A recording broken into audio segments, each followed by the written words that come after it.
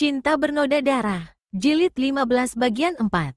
Tiba-tiba muncul banyak orang dari balik gerombolan pepohonan, yaitu tokoh Kang Ou yang sengaja datang hendak menonton pertandingan puncak antara tokoh-tokoh Tian Telio Kuai, dan bahkan ada beberapa orang di antara mereka yang tewas.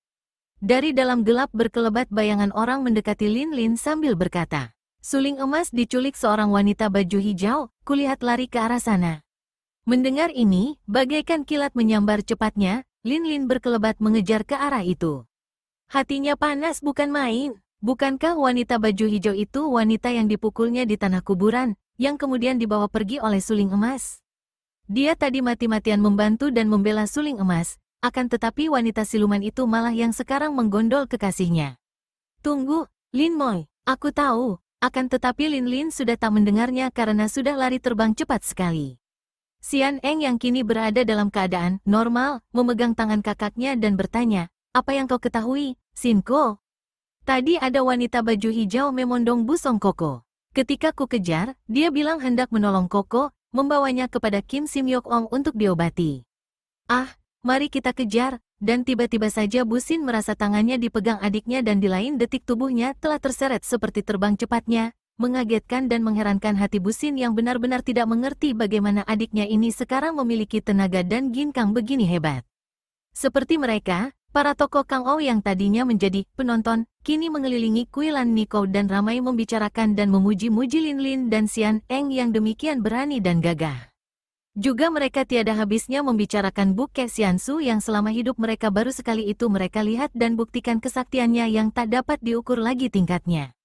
Ketika mereka membicarakan Pak Ke Xian Ong dan Lem Ke Xian Ong, timbul kekhawatiran besar di hati para tokoh ini. Mereka maklum kalau suling emas saja tidak mampu mengalahkan mereka berdua, siapa lagi yang akan dapat menahan mereka kalau mereka mengacau di dunia Kang Ou? Satu-satunya manusia yang dapat menghadapi mereka kiranya hanya Bu Ke Xiansu. Akan tetapi kakek sakti ini bukan manusia biasa dan tadi pun tidak mau menurunkan tangan keras terhadap kedua kakek iblis itu. "Harap Cui jangan khawatir akan hal itu." Akhirnya Kuilan Niko berkata dengan suaranya yang halus dan tenang, betapapun tingginya uap air terbang ke angkasa, akhirnya akan runtuh kembali ke bumi menjadi hujan. Betapapun pandai dan jahatnya manusia menyeleweng daripada kebenaran, akhirnya ia pun akan runtuh dan pasti ada yang mengalahkannya. Kita serahkan saja kepada Yang Maha Kuasa. Maafkan, Cui sekalian, Pini tidak dapat melayani Cui atau Anda sekalian lebih lama bercakap-cakap karena Pini harus menyusul dan mencari keponakan-keponakan Pini tadi. Kuilan Niko lalu menjura dengan hormat dan meninggalkan orang-orang yang masih ramai membicarakan peristiwa hebat tadi sampai pagi hari. "Nona, lepaskan aku." Tan Lian kaget dan juga girang. Ia tadinya lari memondong tubuh suling emas yang pingsan. Mendengar kata-kata ini, ia segera menurunkan suling emas dengan hati-hati di atas rumput. Kemudian ia sendiri berlutut dan memegangi lengan pendekar itu. "Kau tidak apa-apa." "Ah, syukur kepada Tuhan. Aku tadi khawatir sekali. Kalau kau mati, aku pun tidak mau hidup lagi." Gadis ini lalu menelungkupkan mukanya di atas dada suling emas sambil menangis. Suling emas dengan gerakan halus mendorong pundak gadis itu, lalu ia bangkit duduk, malah terus berdiri. "Nona Tan, harap kau suka sadar dan ingat. Insyaflah bahwa kau terseret oleh nafsu perasaan yang tidak benar." "Ah, mengapa kau selemah ini?" Tan Lian kaget, seakan-akan disiram air dingin kepalanya. Ia pun meloncat berdiri dan menghadapi suling emas. Untung sinar bulan agak kemerahan sehingga menyembunyikan warna merah pada sepasang pipinya. Apa maksudmu?" Suling emas menarik napas panjang. Berat rasa hati dan lidahnya untuk bicara, akan tetapi ia maklum bahwa betapapun juga akibatnya, ia harus bicara secara terus terang kepada Nona ini. Pura-pura tidak tahu hanya akan menambah berat penanggungan batin Nona yang patut dikasihani itu. "Nona," suaranya perlahan dan agak tersendat, "terus terang saja, aku telah tahu akan semua isi hatimu yang kau curahkan di depan Kim Sim Yok Ong. Aku tahu akan semua persoalanmu dan tahu pula akan niat hatimu. Aku merasa terhormat sekali, Nona, dengan maksudmu untuk mengubah ikatan permusuhan orang tua kita dengan ikatan jodoh antara kita. Akan tetapi hal itu tidak mungkin, Nona. Bukan sekali-kali karena aku tidak menghargai perasaan hatimu, akan tetapi, aku tidak dapat menerima itu dan hendaknya kau ingat pula akan tunanganmu." Mana mungkin kita akan demikian tidak mengenal aturan sehingga mementingkan kesenangan diri sendiri dengan mengesampingkan perasaan orang lain yang terluka? Nona, kau kembalilah kepada tunanganmu, dan antara kita, biarlah kita tetap menjadi sahabat atau saudara. Kita lenyapkan permusuhan antara orang tua kita dengan kesadaran, bukan dengan ikatan jodoh. Selama bicara, suling emas tidak berani menentang muka nona itu. Dan memang hebat akibat kata-kata ini yang tiap kata merupakan ujung pisau beracun yang menikam jantung Tan Lian. Dengan muka pucat dan tubuh gemetar nona itu beberapa kali membuka mulutnya tanpa ada suara yang keluar.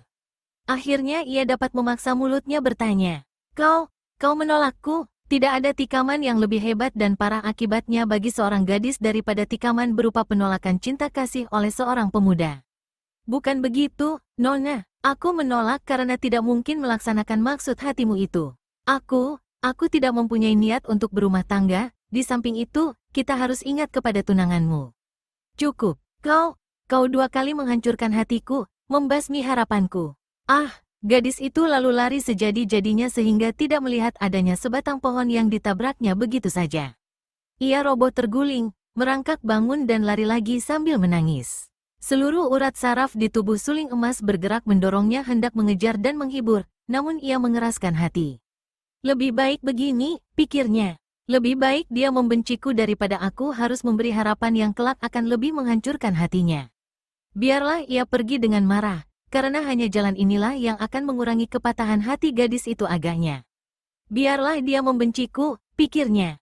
Akan tetapi segera terasa dadanya sesak dan cepat-cepat ia mengerahkan tenaga untuk menahan rasa nyeri yang menyesak dada, kemudian ia lalu berlari cepat menuju ke pondok Kim Sim Yok Ong.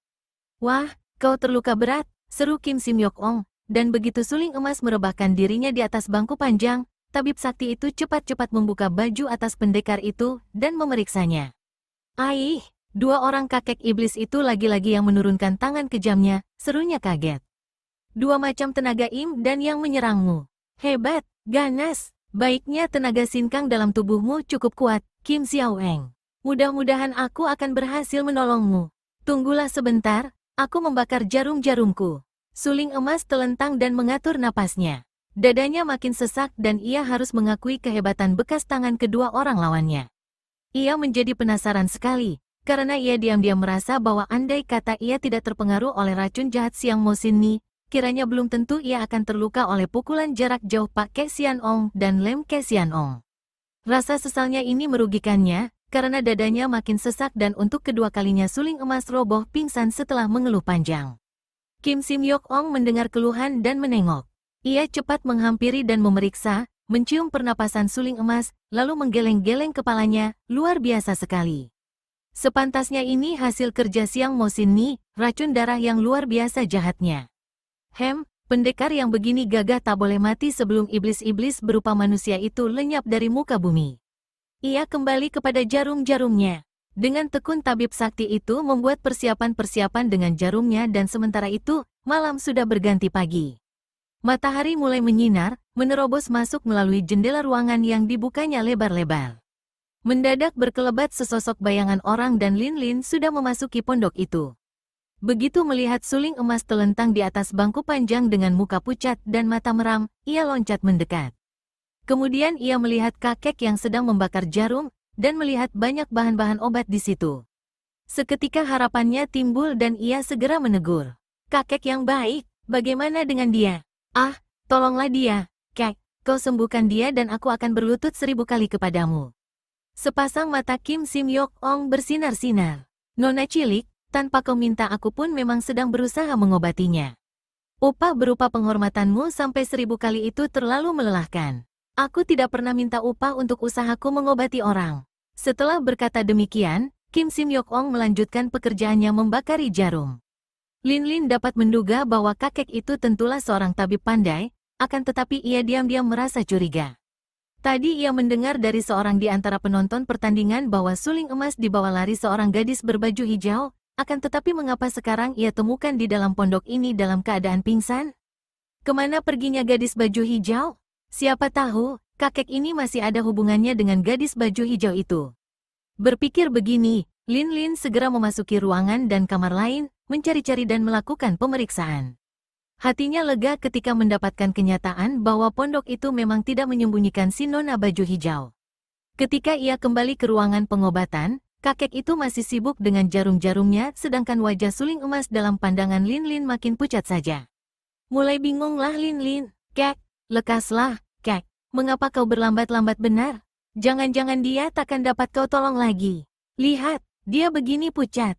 Lin Lin meraba-raba muka suling emas dengan jari-jari tangannya, meraba-raba dadanya dan ingin ia menangis di atas dada itu.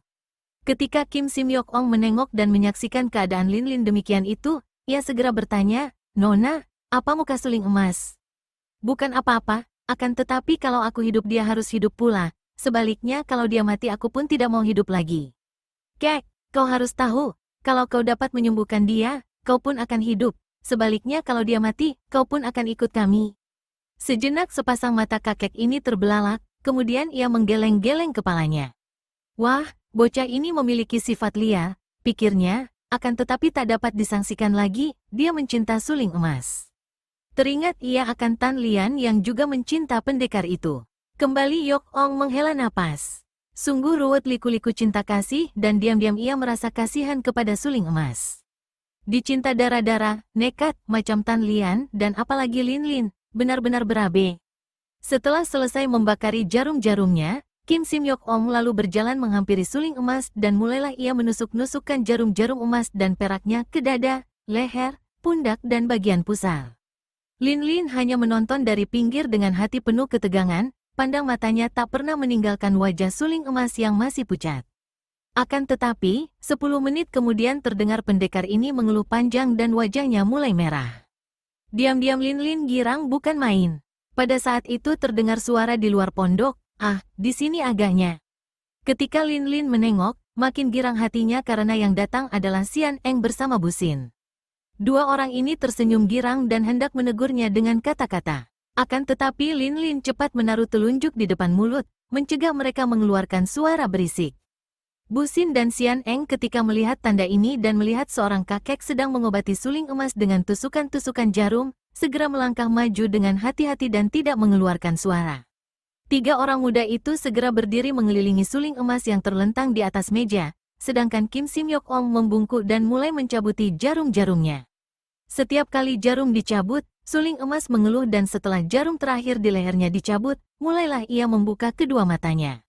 Ia mula-mula memandang wajah Kim Sim Yok Ong, lalu memandang Lin Lin, kemudian Xian Eng dan Bu Xin. Ia mengejap-ngejapkan kedua matanya sejenak, lalu mengeluh lagi, "Kepalaku, pusing." Bagus, itu tandanya dua hawa pukulan yang bertentangan itu sudah mulai bergerak keluar. "Lekas kau menelungkup, bagian belakang tubuhmu mendapat giliran ditusuk," kata Kim Sim Yok Ong dengan wajah berseri. Tanpa diperintah dua kali suling emas segera menelungkup di atas bangku itu, dikelilingi adik-adiknya dan si tabib sakti yang memegang jarum dengan jepitan telunjuk dan ibu jari tangan kiri, siap menusukkan ke jalan darah tertentu. Xian Eng yang keadaannya normal kembali tiba-tiba teringat akan pelajaran yang ia baca di dalam goa di bawah tanah. Tiba-tiba ia berseri-seri, sepasang matanya bersinar-sinar dan tangannya diangkat ke atas. Jari-jarinya bergerak-gerak lalu meluncur ke atas punggung suling emas, menotoknya secara aneh sampai 3 kali beruntun, mendahului jarum di tangan Kim Sim Yok Ong. Totokan aneh itu dengan jitu mengenai pusat jalan darah di tengkuk, punggung dan pinggang. Suling emas mengeluh dan membalikkan kepala menoleh. "Hebat, luar biasa," Kim Sim Yok Ong berseru. "Enci Xian Eng," Lin Lin berseru, terkejut dan marah. "Eng Moi, apa yang kau lakukan?" Bu Xin juga membentak. Akan tetapi secara tiba-tiba keadaan Xian Eng sudah berubah. Kini ia menoleh ke arah jendela yang terbuka, matanya liar, mukanya merah padam dan mendadak ia mengeluarkan lengking aneh sekali yang seolah-olah menggetarkan seisi ruangan itu, disusul tubuhnya yang berkelebat melayang keluar jendela. "Enci Eng!" Lin Lin loncat mengejar. "Xian Eng, tunggu!" Bu Xin juga mengejar. Sementara itu Kim Sim Yok Ong berdiri terbelalak keheranan melihat suling emas sudah dapat meloncat turun dan hendak mengejar pula. Akan tetapi suling emas ingat bahwa ia berada dalam keadaan setengah telanjang, maka ia tidak jadi lari mengejar, melainkan cepat-cepat ia menyambar baju dan memakainya. Hebat, gadis itu, ia memiliki tenaga dan ilmu mukjizat. Im Yang Tiam Hoat atau ilmu menotok Im yang seperti itu hanya dimiliki ketua Xiao Lim Si, kata si tabib sakti itu. Dia adikku, harus ku kejar. Ada sesuatu yang tidak wajar terjadi, kata suling emas dan ia pun melompat keluar jendela. Akan tetapi ia mengeluh dan melompat masuk lagi, lalu duduk bersila mengerahkan sinkang. Ketika melompat tadi, dadanya kembali sesak rasanya. Kau sudah sembuh sama sekali oleh totokan Im yang Tiat Hoat tadi, akan tetapi luka di dalam dadamu belumlah sembuh benar. Tak boleh kau bergerak mengeluarkan tenaga dalam sebelum istirahat dan minum obat, kata Kim Sim Yok Ong. Suling emas menarik napas panjang. Hebat memang akibat pukulan dua orang kakek itu.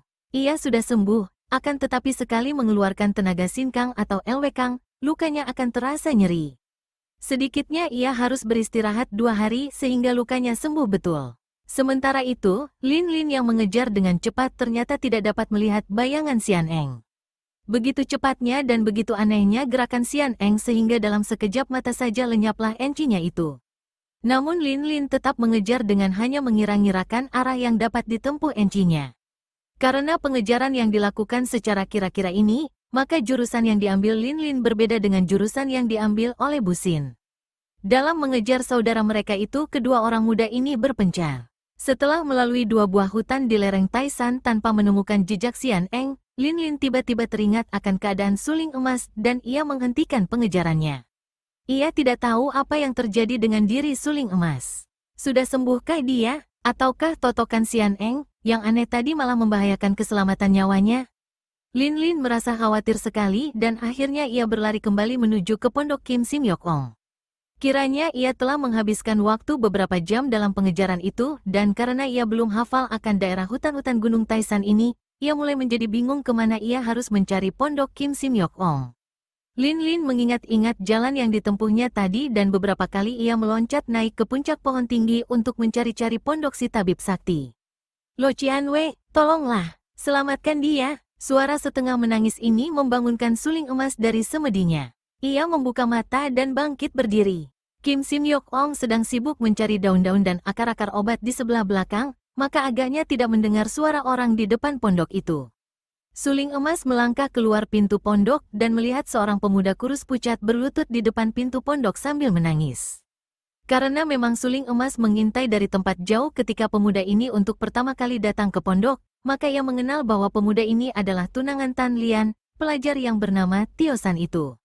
Apakah yang terjadi? Ceritakan. Suling emas bertanya, di dalam hatinya ia merasa amat tidak enak dan kasihan karena ia merasa dirinya menjadi gara-gara kesengsaraan hati pemuda ini. Tio San, pemuda itu mengangkat muka dan ia agak bingung melihat seorang laki-laki gagah yang tak dikenalnya. Ia mengharapkan pertolongan tabib sakti, bukan orang muda ini.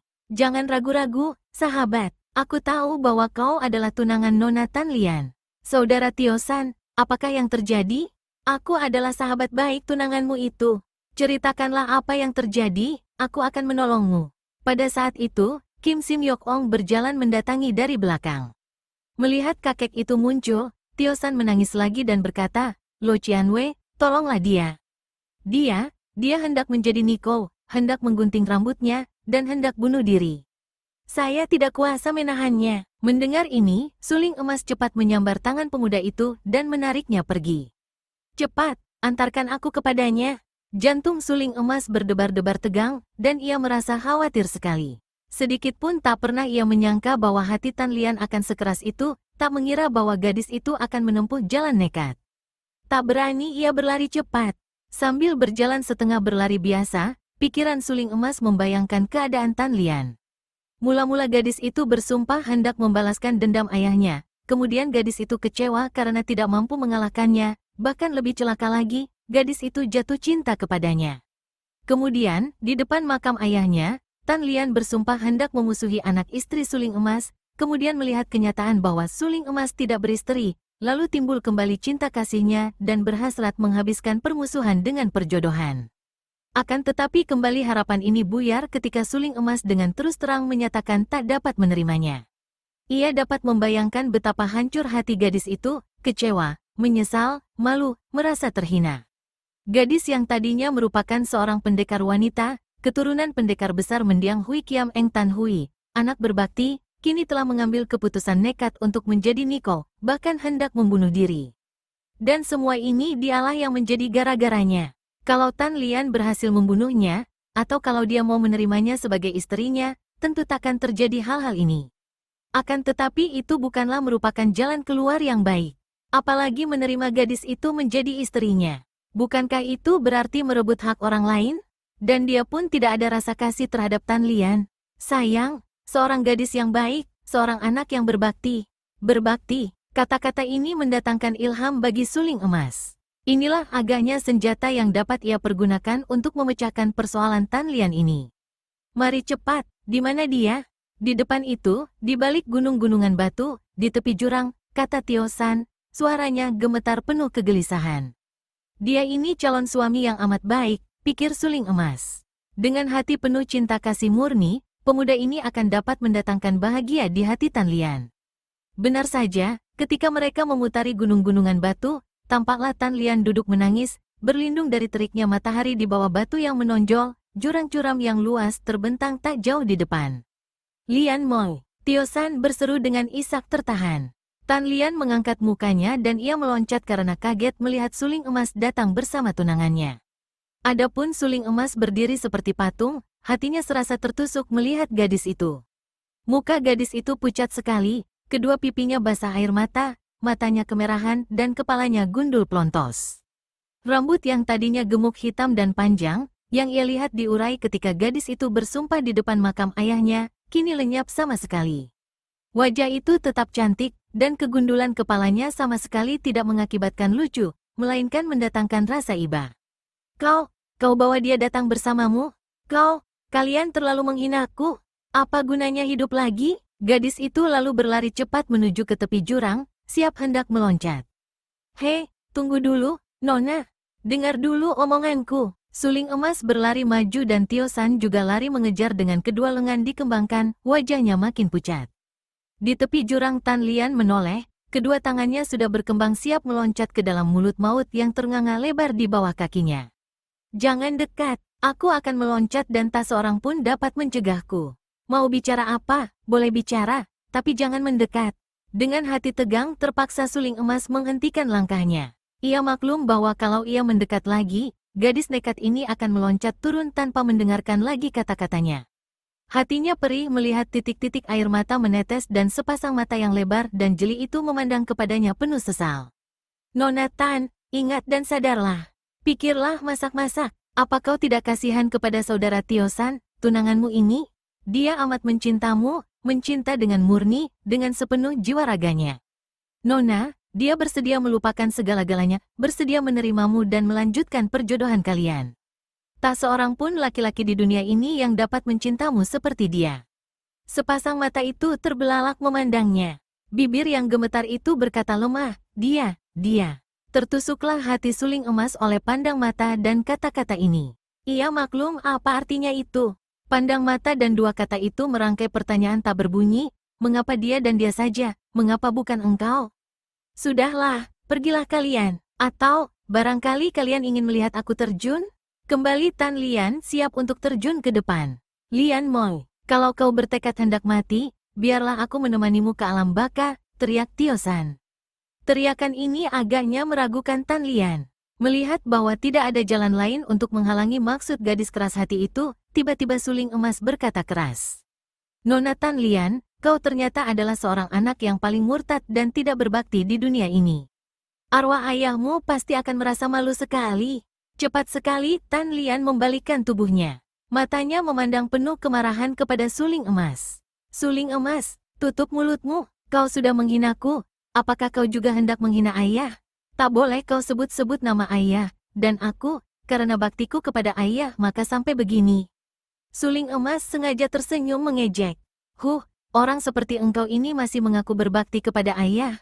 Kau durhaka dan tidak berbakti. Orang seperti saudara Tio San ini, barulah bisa disebut setia dan berbakti.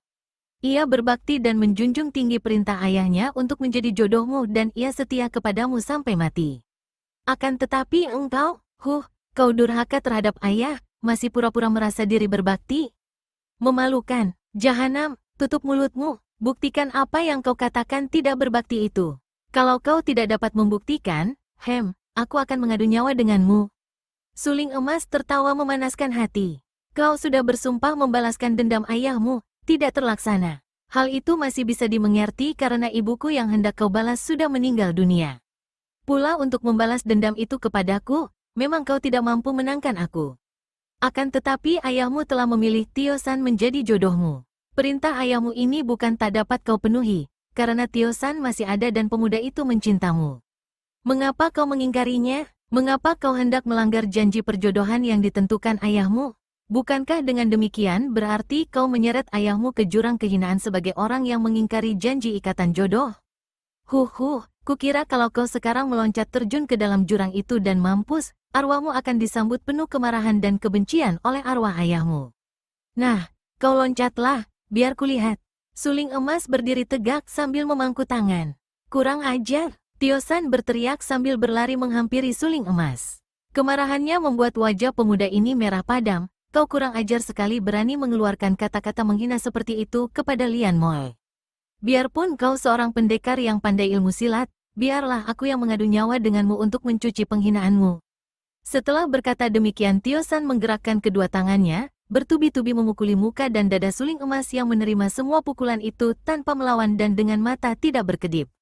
San Koko, jangan! Tio San yang tadinya sudah merasa betapa sia-sia memukuli manusia baja, yang seperti tidak merasakan pukulannya dan yang sebaliknya malah membuat kedua tangannya sakit itu, tercengang dan cepat menengok mendengar sebutan kokok dari tunangannya. Ia melihat tunangannya itu menangis terseduh-seduh menutupi muka dengan kedua tangan. Lian Moi, dia kurang ajar. Tidak, dia benar. Ya Tuhan, ayah, ampunkan anakmu ini, ayah. Tio San cepat maju memeluk tubuh tunangannya yang terhuyung-huyung hendak roboh. Gadis itu makin terseduh-seduh di atas dada tunangannya. Koko, kau pun maafkanlah aku, isaknya. Tio San hanya dapat mengusap pundak gadis pujaan hatinya dengan air mata bercucuran. Ketika ia menengok, ia melihat suling emas sudah melangkah pergi dari situ dengan wajah berseri dan bibir tersenyum. Tio San mengejap-ngejapkan matanya menahan haru yang menguasai hatinya. Ia takkan melupakan pendekar itu selama hidupnya. Tahulah ia sekarang bahwa sesungguhnya nyawa Tan Lian tertolong oleh suling emas, bukan hanya nyawa Tan Lian, melainkan juga nyawanya, kebahagiaan hidupnya. Cepat-cepat ia lalu memapah dan merangkul Tan Lian, diajak pergi meninggalkan jurang yang tetap menganga dan sunyi, seakan-akan merenungi peristiwa itu tanpa perasaan apa-apa.